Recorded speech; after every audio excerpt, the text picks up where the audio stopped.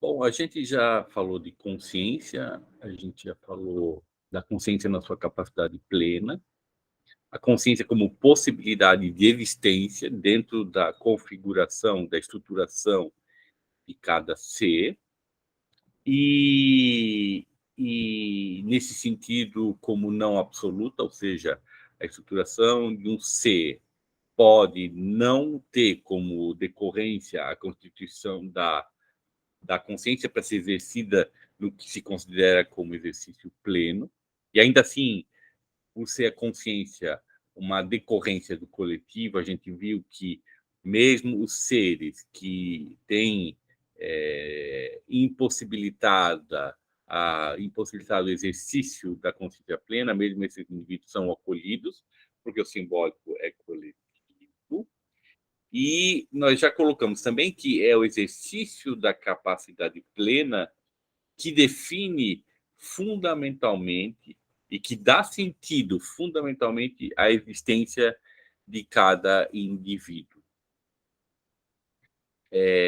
Isso significa, portanto, que a manutenção da capacidade de consciência plena é condição para que a gente se considere humano e para que a gente defina e tenha a noção da própria identidade, que vis-à-vis, sempre colocada no coletivo e por ele ela é checada, ou seja, os nossos ciclos de relacionamento, a forma como a gente se relaciona, quanto maior o ciclo, seguidores, Instagram, essa coisa toda, hoje em dia. E aí, dentro desse cenário, a gente vai desenvolver a questão da análise da questão da doença, né? A doença se configura inicialmente como uma falha na estruturação do ser, da estrutura informacional que constitui o ser, que é replicado em função de uma série de fatores, ou seja, nenhum ser é sempre uma obra genuína, ele é a replicação de uma linha genética, e essa replicação pode ser falha.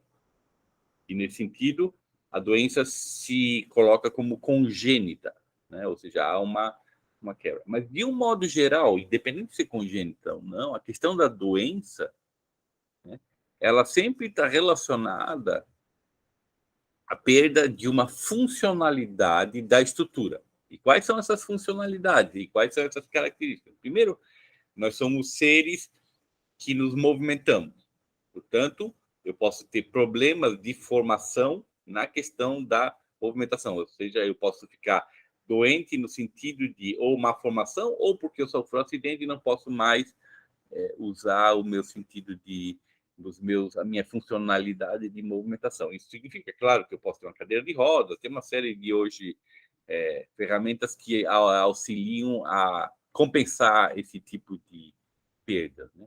Mas não só isso, né? Como estrutura que precisa processar e fazer gestão de restrições que vêm do entorno, eu tenho uma série de sistemas, os chamados sentidos, né?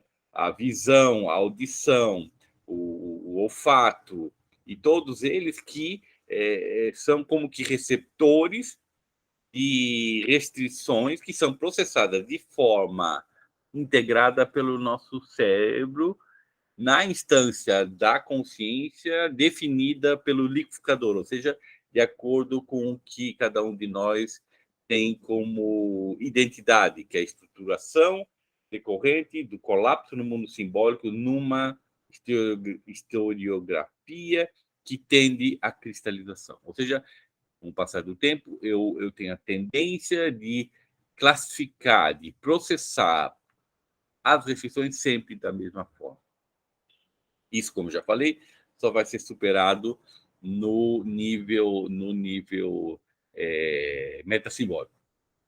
E a doença, de um modo geral, né, também pode se caracterizar como, quando não definida, quando não encaixada, como, por exemplo, um mal-estar. Eu acordo de manhã com uma gripe, eu acordo me sentindo mal, eu tenho diabetes, nada que seja incapacitante no sentido radical, ou um distúrbio hormonal, ou mesmo um distúrbio de labirinto, onde eu tenho tontura, eu não consigo me equilibrar. Podem não ser questões graves, essas que a medicina lida, mas elas são limitantes no sentido de que elas não funcionam na questão da estrutura informacional como elementos neutros, ou seja, são elementos que geram também restrições, nesse caso, de caráter interno, pessoal, a própria estrutura gera a percepção, que nós chamamos de sintoma, que, a princípio, como desequilíbrio, devem chamar a atenção da nossa consciência ou dos sistemas, também inconscientes, para que esses desequilíbrios sejam superados e os sintomas desapareçam. Né?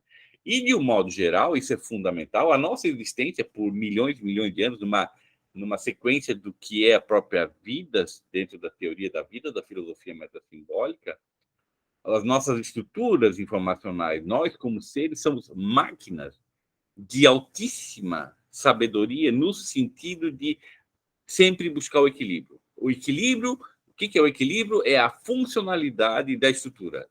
Né? E uma das funcionalidades da estrutura, no nosso nível, necessária para o nível de complexidade que nos constitui, é a consciência. Né? Então, a consciência, que é a capacidade de processar e desvelar a lógica do entorno, é condição para que a espécie humana consiga, dentro do entorno, sobreviver. Né? Então, a doença é justamente quando essa funcionalidade, essas características da estrutura informacional deixam de se realizar de acordo com o que seria um modelo ideal antes do colapso. Ou seja, o ser humano, vamos dizer como ele funcionaria normalmente, mas nós colapsamos, sofremos a nossa história, os impactos e tal, e acabamos com alimentação, com hábitos, dormindo tarde, uma série de coisas, acabamos gerando impactos, restrições que afetam a forma como essa funcionalidade se coloca. E aí a gente tem as doenças, que são justamente as decorrências desse processo e que são percebidas como pessoais. E, de um modo geral, como a consciência, como identidade individual, flutua no simbólico mesmo, nós flutuamos no simbólico, né? Nós consideramos sempre a doença como alienígena, né?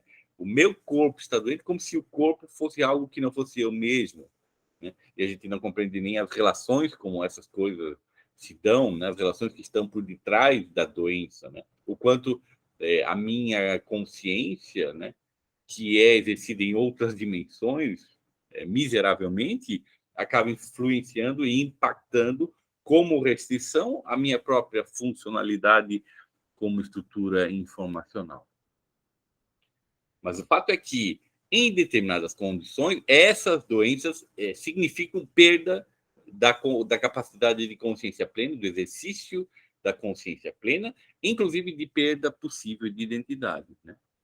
E o caso radical da perda de consciência plena e identidade é a própria morte. A morte é quando a, a, a funcionalidade da estrutura informacional entra literalmente em colapso, né? Deixando de funcionar como tal, inclusive e principalmente no que se refere à perda da capacidade de consciência plena, que é a própria identidade. Né? Então, como a identidade não tem uma percepção de realidade, porque ela flutua no mundo simbólico, né? Há uma tendência que se reflete nas práticas médicas de gerar eternidade no sistema da própria estrutura informacional, né? A busca pela longevidade, nada mais, nada menos, do que a transferência da própria consciência na dimensão simbólica como projeção sobre a estrutura, o que gera uma ansiedade e um sério problema de lidar, de um lado, com a doença e de outro, com a própria morte, porque a morte, no final das contas, é a extinção dessa capacidade. É isso.